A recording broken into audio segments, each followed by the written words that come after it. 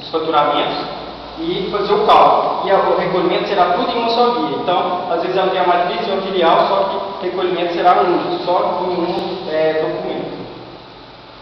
Eu vou estar comentando agora sobre o cálculo, os cálculos. Vocês podem estar olhando no trabalho de vocês, na parte 32 e 33, e tem alguns exemplos que vão ajudar vocês a estar compreendendo melhor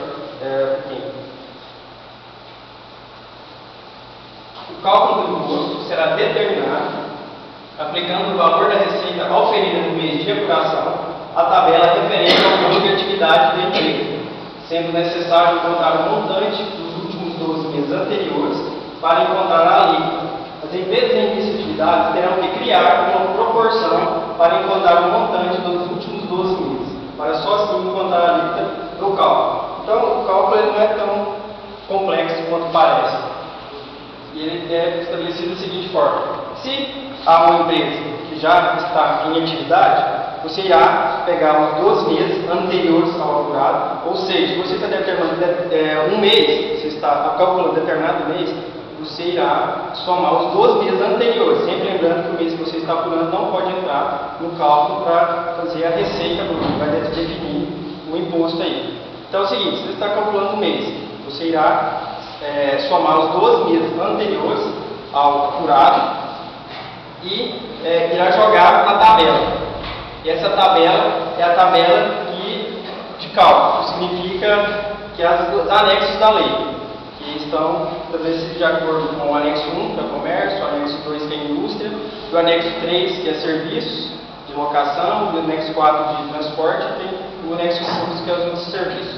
Então, você calculou, pegou o mês que você está apurando, somou os 12 meses anteriores, joga na tabela de acordo com a ramo de atividade, ou seja, compatível com a ramo de atividade da empresa. Nessa tabela, elas são divididas por faixas de faturamento. E essas faixas de faturamento já estão estabelecidas a alíquota que irá determinar o valor a ser recolhido.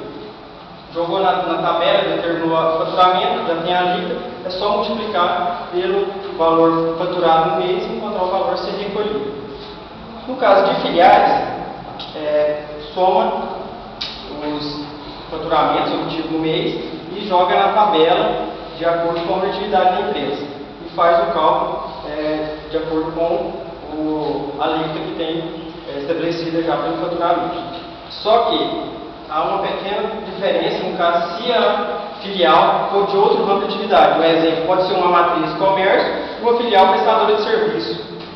Daí você irá fazer o cálculo de modo diferenciado, ou seja, separar cada faturamento de prestador de serviço, você joga na tabela de prestação de serviço. E o faturamento de comércio, você irá jogar na tabela de comércio, sempre respeitando o limite de cada tabela aí. Você vai obter a faixa, nessa faixa vai ter a alíquota e determinar o imposto. Lembrando que, depois que efetuado o cálculo, o recolhimento será em uma só guia, ou seja, em um só dado, que é o documento único do sistema aí. No caso de início de atividades, há uma pequena diferença, pois é preciso fazer uma média aritmética. Que se você está no primeiro mês de faturamento, no primeiro mês de atividade da empresa, o valor que você faturou naquele mês, você irá multiplicar por 12, que também será uma média, pois você está no primeiro mês de atividade. Multiplicou por 12, será chamado receita bruta dos últimos 12 meses, e irá jogar na tabela de acordo com a ramo de atividade da empresa, determinará a faixa, determinará o imposto pela alíquota já estabelecida. No caso, se você estiver no segundo mês, você utilizará o mesmo montante do primeiro mês. Agora, do terceiro mês até o 12º mês, é necessário que faça uma média aritmética. Se você está no terceiro mês, você irá somar o primeiro e o segundo mês, que são os meses anteriores, somou divide pela quantidade de meses anteriores. Está no terceiro, soma o primeiro, o segundo, divide pela quantidade de meses anteriores, que é 2. Dividido por 2, você encontrou a média dos meses, dos faturamentos anteriores ao apurado. Essa média você vai virar multiplicar por 12, multiplicando por 12, você encontrará a receita bruta dos 12 meses, só que será uma média, pois a empresa não tem 12 meses de atividade, e determina a faixa de faturamento. Nessa faixa terá a alíquota, que é só multiplicar pelo valor faturado no mês, e obterá o valor a ser recolhido pelo imposto.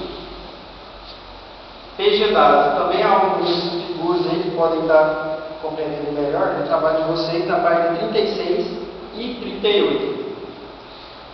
Programa gerador do documento de arrecadação do Simples Nacional.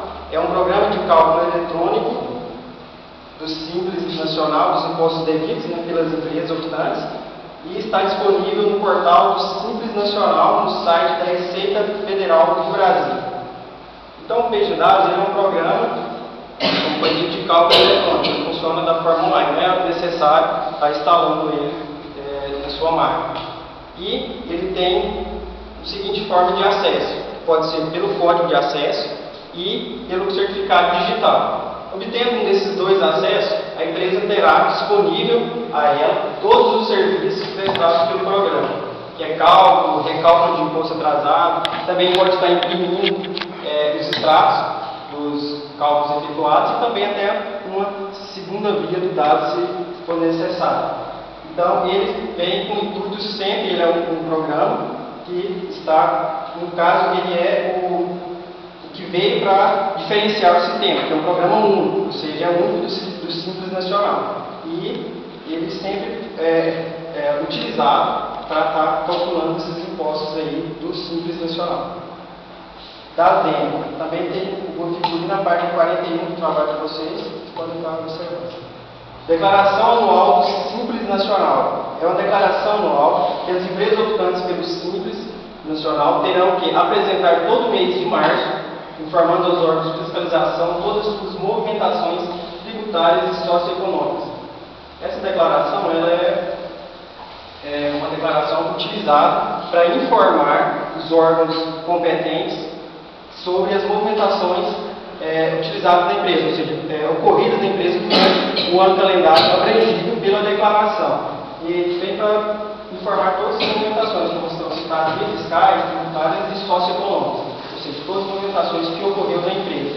Atualmente, ela é apresentada todo mês de março, sempre informando as movimentações do ano anterior, e ela tem esse intuito aí de estar informando tanto as empresas podem estar tendo uma verificação de dados aí, e também ela utiliza o mesmo sistema de ingresso do PG Dados. E todas as informações nelas prestadas, posteriormente, a empresa pode estar visualizando, pois fica salvo no sistema, ou visualizando, imprimindo para arquivo, ou até mesmo fazendo alguma verificação com os períodos anteriores.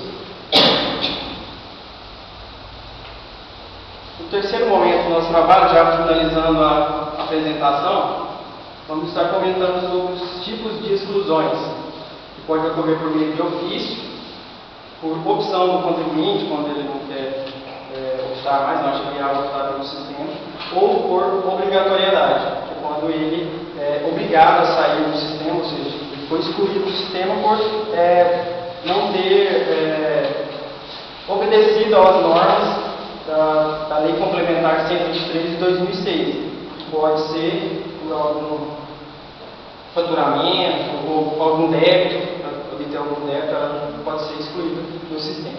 Após ela ser excluída do Simples Nacional, ela terá que escolher outra forma de tributação, e ela poderá escolher lucro presumido e lucro real, pois sobre ela incidirá todas as normas cabíveis às demais empresas, sem o incentivo do programa Simples Nacional.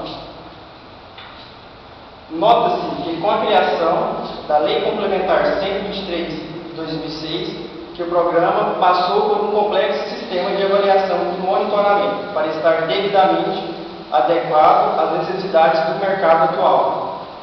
Então, como foi relatado em toda a apresentação, o Simples Nacional veio com o intuito de diferenciar e favorecer as empresas por eles optantes.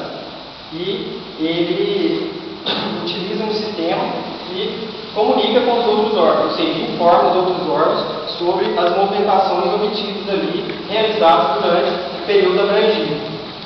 E ele tem uma forma de tributar que ou seja,